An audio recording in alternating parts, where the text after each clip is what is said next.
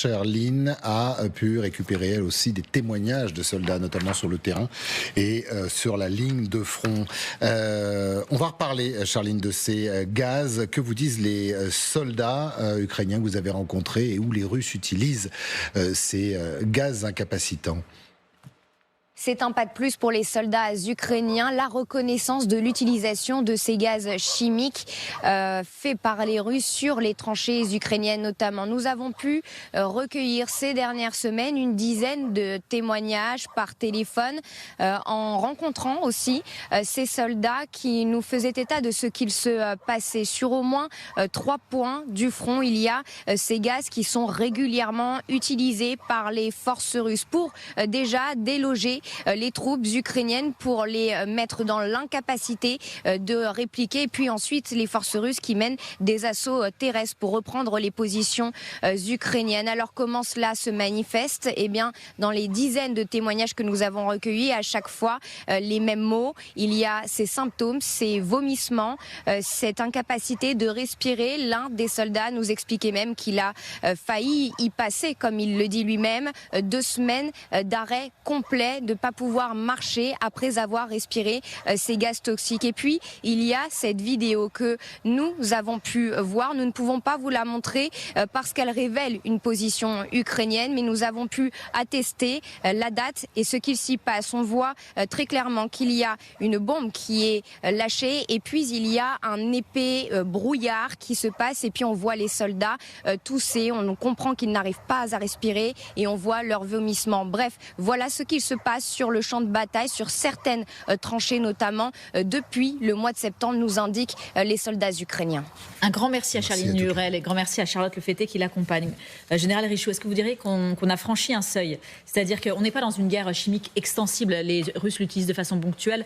Gwendoline nous le disait, ça a commencé en août. Voilà, on a eu des premiers témoignages et elle fait son reportage en janvier. On lui dit que depuis août, ponctuellement, à quelques moments opportuns pour les Russes, ils arrivent. Là, on a vraiment franchi un seuil et c'est une façon pour les Russes de nous montrer qu'ils n'ont plus de limites et peut-être de nous titiller aussi, voir où sont nos limites. Moi, je crois que c'est surtout un signe de faiblesse. Ça veut dire qu'avec les moyens conventionnels, ils ne sont pas capables de percer. Donc maintenant, ils utilisent des moyens qui sont interdits par les conventions. Donc ça, c'est quand même du crime de guerre. Donc si un jour, il y a l'épreuve que ça a été... il y en a. Ça a été lancé. Bon, oui, il y a l'épreuve, mais après, il faut... vous savez, quand on fait les enquêtes internationales, après il faut les textes écrits, etc., les ordres d'opération. D'ici là, voilà. Il y aura des soldats ukrainiens qui seront tombés. Oui, c'est absolument grave. Alors, ça c'est du suffocant. Bon, alors visiblement, c'est pas mortel, ceux qui ont survécu. Mais il faut se rappeler également que quand on porte un masque à gaz, ça a des conséquences aussi sur le champ de bataille. C'est-à-dire que si vous utilisez ça, eh bien... mais c'est impossible pour un soldat de se balader avec une tenue... D'abord, essayer de courir avec un masque à gaz. Nous, on s'entraînait à ça quand j'étais à Saint-Cyr. Je m'en souviens encore. Je veux dire, on a l'impression qu'on respire plus du tout. Ensuite, vous avez un champ visuel qui est extrêmement restreint. Forcément, vous avez ça de 2 petits yeux comme ça qui vous permettent de voir. Vous êtes très très restreint. Et ensuite, quand vous voulez épauler, quand vous voulez tirer, c'est très compliqué. Donc ça multiplie les difficultés pour le combattant. C'est très difficile. Et faut-il encore tout simplement avoir un masque à gaz, et la plupart des soldats n'en ont pas dans les tranchées. Voilà. Bon, mais c'est véritablement, c'est consternant, mais c'est la preuve aussi de l'archaïsme de cette guerre, qui est une guerre de haute technologie, les scalps, les machins, tout ce que l'on veut. Et puis en même temps, on revient au gaz de la guerre 14-18. Il a été utilisé en 14-18 avec le gaz moutarde, etc.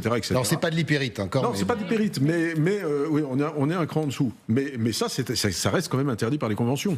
Donc là, effectivement, il y a quelque chose qui est très inquiétant s'il devait l'utiliser à haute dose. Mais n'oublions pas que c'est aussi dangereux pour l'utilisateur que pour la personne adverse. Parce que dès que le vent tourne, vous l'avez dedans, et puis vous ne pouvez pas attaquer après avoir submergé une position comme ça avec des gaz. Le problème, c'est qu'on n'est pas persuadé que c'est une grande priorité des troupes russes de prendre soin de leurs soldats. Mais ce qu'il faut aussi souligner, c'est important et c'est ce que disent les Américains, c'est que c'est devenu une technique de combat. On sait que c'est une guerre de tranchées, plus que jamais, que les Russes progressent de cette façon. Donc voilà, c'est institutionnalisé. C'est pour prendre des tranchées, on utilise ce gaz. Oui, mais c'est une arme de dictateur. le gaz. C'est-à-dire, il faut quand même remettre les choses dans leur contexte. Ceux qui utilisent aujourd'hui, bien sûr, alors, la guerre 14, les Français, les Allemands en ont utilisé. Ok, c'était il y a quand même plus de 100 ans. Et il n'y a pas de convention. Et c'était interdit, mais il n'y avait pas de convention. Les conventions sont apparues après. Depuis une trentaine d'années, qui utilise ce genre d'armes, et non pas de genre d'armes, dédié Bachar el-Assad, son père Hafez el-Assad, et les Russes, Saddam Hussein, qui a utilisé ça contre son propre peuple dans des proportions rarement connues et contre des Kurdes. Et aujourd'hui, l'armée de Vladimir Poutine. Donc c'est pas anodin, si vous voulez, que ce soit, bien sûr, que peut-être pour l'instant, ce ne sont pas encore des armes complètement létales. Mais le fait est qu'utiliser ce type d'armes, ça en dit long sur la manière dont la guerre est pensée. Dans la même journée, il y a cette information, qui d'ailleurs, soit dit au passage, LCI, vous l'avez dit, avait révélé en janvier. C'est pour ceux qui en doutent encore de l'importance du journalisme et du journalisme de terrain, c'est-à-dire qu'LCI avait 2 mois d'avance sur les informations de l'armée américaine, donc bravo. Et par ailleurs, le fait aussi qu'on apprend que les soldats russes exécutent des Ukrainiens dans d'autres endroits du pays. Exécution. Armes chimiques, ça dit quoi de cette armée qui se prétend être une armée de haute technologie, de libération avec des missiles ultra technologiques et ce genre de choses. C'est qu'en fait, elle commence à utiliser des armes de petits dictateurs sur un théâtre d'opération européen. Ce que je voulais dire, c'est que dans le témoignage qui a été recueilli par Gwendoline là, en janvier, ce que dit le soldat est intéressant parce qu'on retrouve ça sur un autre terrain. Il dit d'abord un premier drone arrive, on se couche. Et un deuxième arrive et pouf, lance le gaz. Alors le gaz, il va d'abord au sol, et donc ils sont intoxiqués. Et ça fait rappeler, excusez-moi, que dans les bombardements que font les Russes sur Kiev ou ailleurs, ou Kharkiv, etc., il y a 2 frappes. Et une première frappe où on détruit, les secours arrivent, et ils font une deuxième frappe qui frappe encore plus fort et qui tue les secours. Donc ça veut dire qu'il y a une volonté, dans les 2 cas, de nuisance, si je puis dire, et de tuer des gens, en tout cas. Mais on voit ces images, de toute façon, c'est assez simple. C'est-à-dire, à partir du moment où vous envoyez des gaz face à vous, vous avez des soldats qui, pour la plupart, ne sont pas protégés, dans la capacité de combattre. Et comme les tranchées sont à 1, 2, 3, 5, 10 mètres ou 50 mètres les unes des autres, à ce moment-là, vous allez nettoyer la tranchée adverse. Et c'est beaucoup plus facile. Alors, je veux bien que ça en dise long de l'état de l'armée russe et patati patata. Mais c'est surtout que le problème, c'est que les Ukrainiens n'ont pas les moyens de se défendre aujourd'hui et d'utiliser, par conséquent, les mêmes méthodes. La réciproque. Et en plus, c'est évidemment très efficace.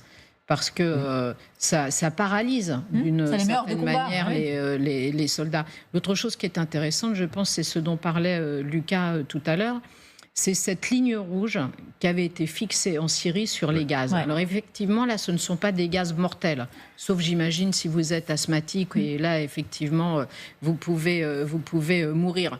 Là, c'est simplement que ça vous empêche de combattre durant un certain nombre d'heures. Mais en tout cas, ce qui est clair, c'est que Vladimir Poutine, qui, on le sait, évidemment, soutenait et soutient encore Bachar el-Assad, pour lui aussi, ça a été une grande leçon, cette histoire d'Américains qui ont reculé par rapport à la ligne rouge qu'ils avaient eux-mêmes établie. Ils avaient effectivement dit, si des gaz sont utilisés, à ce moment-là, on attaquera. Et les Français étaient d'accord, comme ça a été rappelé, mais les Américains ont calé et n'ont pas fait.